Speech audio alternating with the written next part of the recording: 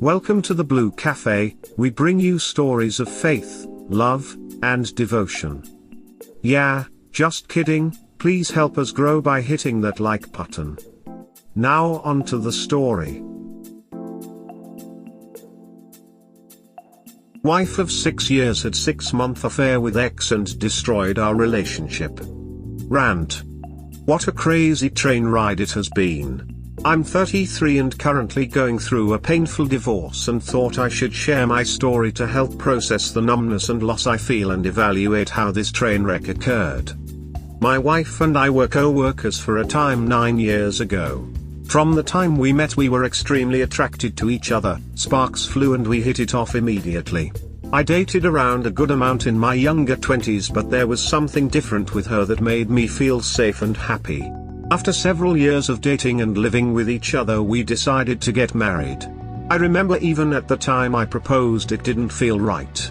We had an open relationship mostly because she wanted that lifestyle and unfortunately went along for that ride. Never marry in a polyamorous relationship. Things definitely started shifting right after our marriage. With our open marriage we set the boundary, we'd only have fun with mutual friends and talk about agreements beforehand. Right before we bought our home my wife admitted she spent a night with her ex-boyfriend and also later revealed there was no protection. I was devastated. That's where all the trust evaporated overnight, and even though I still loved her, I didn't feel respected anymore. I decided to put the house solely in my name. We bought the home when we were married, but this comes into play later in our divorce proceeding. I continued to progress in my career and being the breadwinner and thought my wife was happy. Slowly but surely the bedroom fun started to feel like a chore and could tell she was checking out. I should also mention my wife had a very high body count of men previous to our relationship. 2 years ago, right after the pandemic started, she pulled the rug from under me and let me know she wanted to break away from me and she wasn't afraid to provide for herself. She hired a spiritual coach and thought she could replicate that same amount of success right away. Fast forward to today, she is still struggling to launch her coaching business. Yay, being independent isn't so easy, right hun? Also doesn't feel very good with all the emasculation and treating me like garbage as I continued to financially support her. She deployed a lot of emotional manipulation to have me still provide and pay for her lifestyle.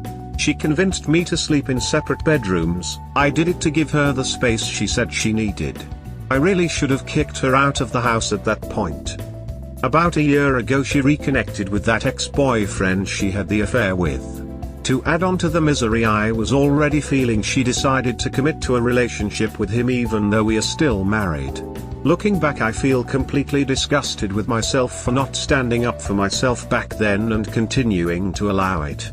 She would often offer me affection and intimacy here and there to keep me ignorant of any of my dignity or self-respect, so I played along to earn any form of closeness with her. I was completely addicted and made her my world. The turning point was last spring after I took her to Hawaii for a week. It was my ultimate Hail Mary to win her back. We even did a couple's photo shoot professionally and had a really great time together. However, I could tell she was still invested in her AP. Not even a day after we got back from the trip she said she missed her AP. Again I felt absolutely devastated that she would so easily cast away the time and energy we had just spent together. This is where I started to finally regain my dignity. I decided to play up to my image and try to walk away as unscathed as I could and divorce her. Not surprisingly, her and the boyfriend decided to move in together last summer. This is when I brought up to my wife I wanted an uncontested divorce.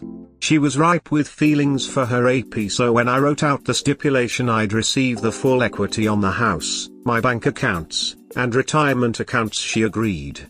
I gave her a week to decide after another weekend of vacationing with her AP, and she signed the stipulation in front of a notary and I filed it the same day.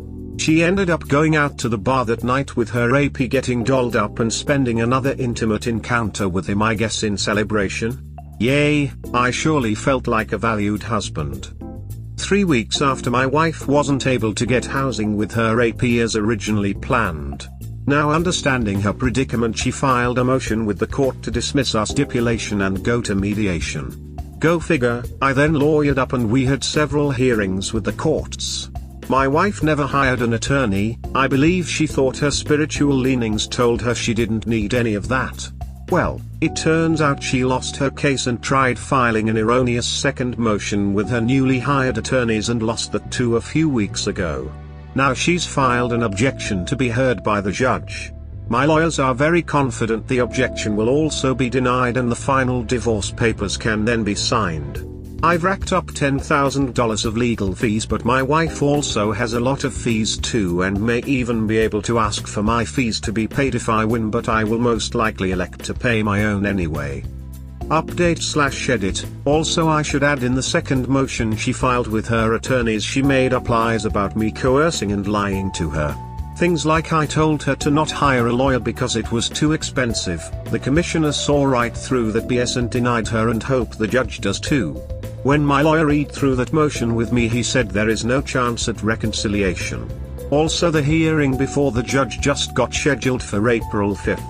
The finish line is so close now. Writing this all out, it seems almost too absurd to be true. I'm trying to survive the present the best I can, staying focused in my career and trying to enjoy playing piano and my other hobbies to not think about this. It doesn't help that my wife gives me glimpses of wanting me back, but the past is just too painful for reconciliation. I know I can find another partner that loves me and respects me, but for the present moment I feel paralyzed and heartbroken over this journey. Ultimately, I just want to move on with my life, and maybe I'll laugh at it all looking back one day. The universe has an interesting way of unfolding. Hope that karma works as designed. Also, any suggestions on getting her out of the home? I feel like I can't kick her out legally unless we're officially divorced. She has mentioned to me many times she fears me kicking her out. At the same time, she tells me she has other living arrangements planned, but nothing has ever materialized. Yes. You will find someone who loves you once this is done. She is a manipulator. Once she loses in front of the judge and the reality of what happens sinks in, she will try to manipulate you again.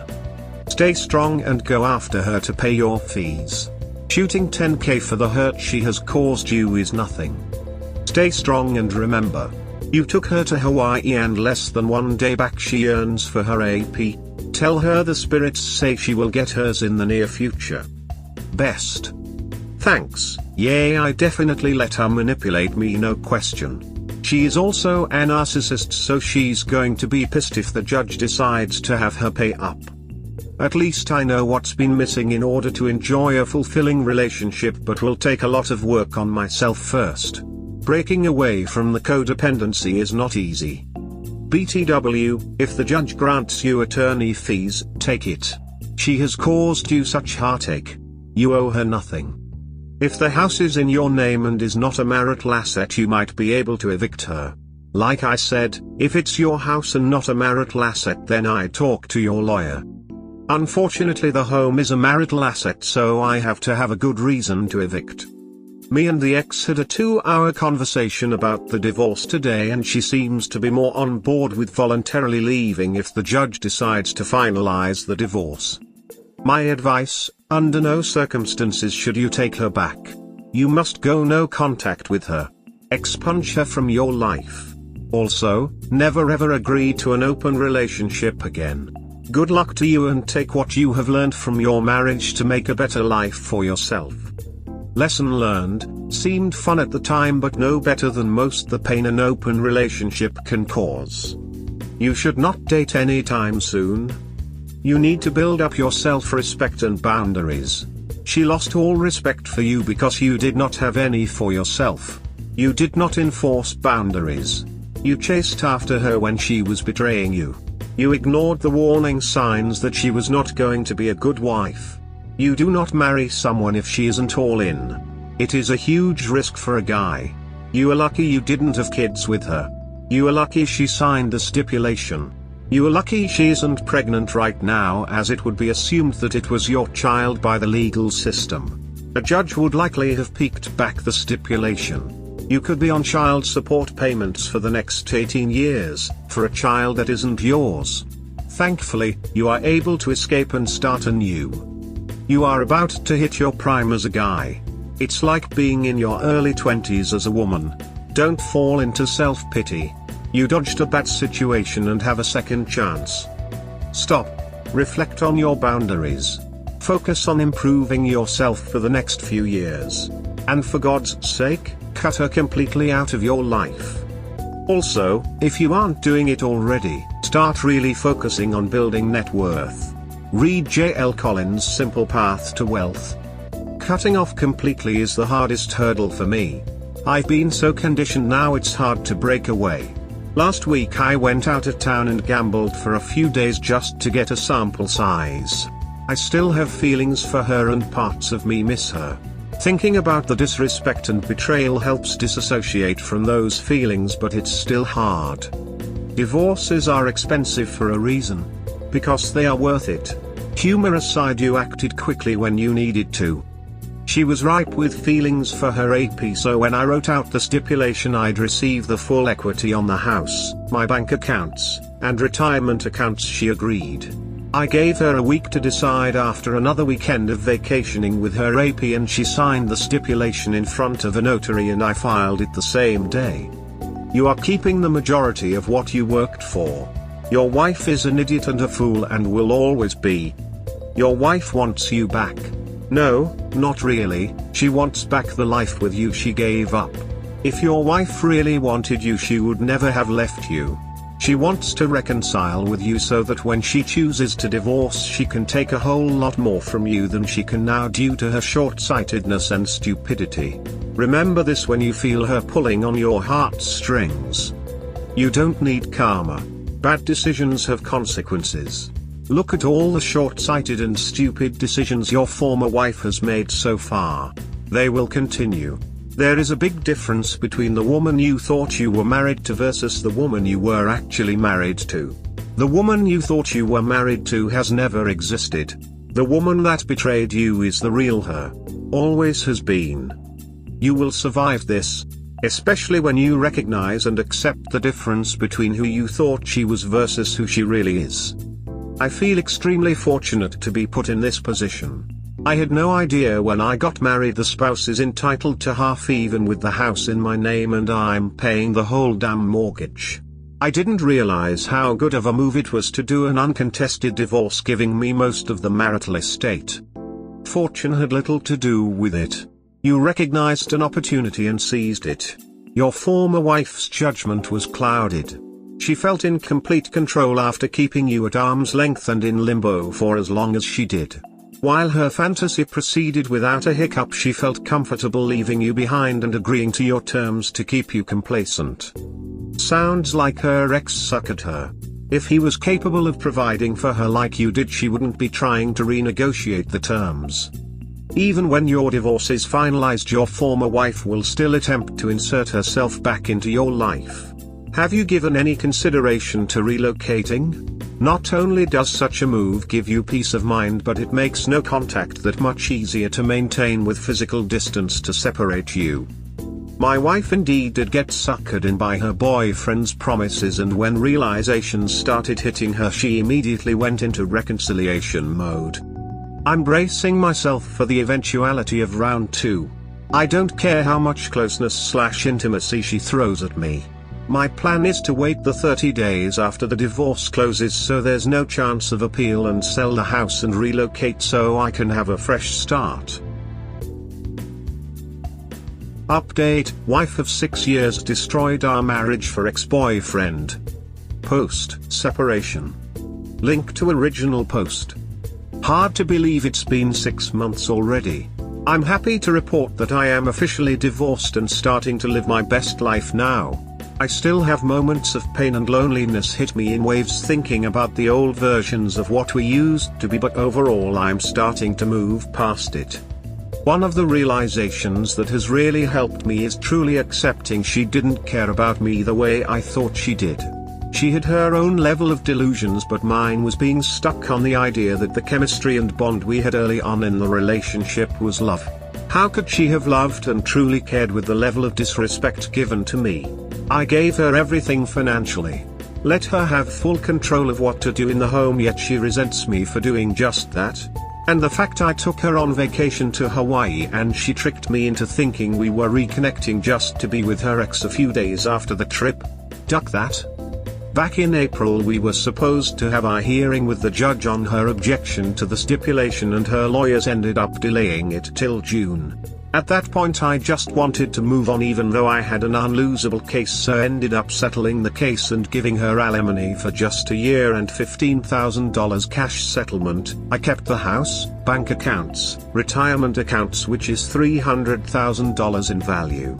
It was also stipulated she had to move out of the home once the divorce finalized in June. A part of me kind of wishes she would have left with absolutely nothing for what she did. It is nice that it's completely over now though, and ended much better than the typical cash and prizes these women get away with.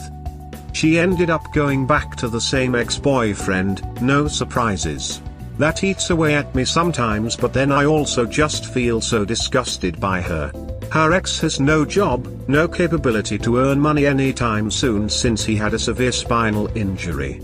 She told me a few months back that she had some spiritual readings that we weren't meant to be with each other anymore because there's too much pain on my side, right? I also got a new finance job in June that pushes me up to 6 figures, and she absolutely hated it when I told her that. One of the last things I told her was I hope she feels good about throwing it all away. Once the alimony dries up and she sees her route of being a spiritual life coach won't work out, we'll see how happy she actually is. If she comes knocking down my door, I most certainly won't be accepting her back ever. I'm deserving of a beautiful, loving relationship, and this is the lesson I needed to learn to appreciate what a good, nurturing relationship actually can be. Hope my story is helpful to anyone that feels like they're struggling to break away. If she coming back and knock your door expecting to be accommodated, you need just to say that unfortunately you cannot be together because is written in the stars, smiley face. Haha, I should tell her that.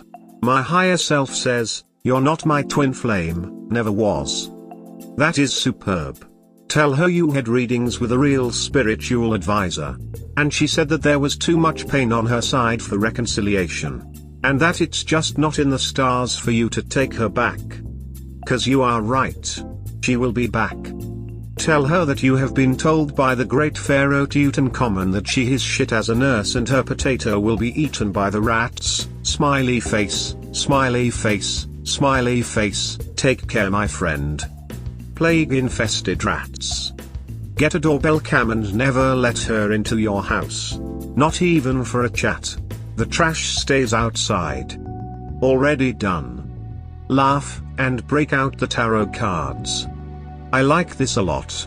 Tell her you consulted the all-knowing Zoltan and he pointed to no. Zoltan got you the promotion, so you are going with Zoltan from here on out as a life coach. Tell her that you went to a real spiritual advisor.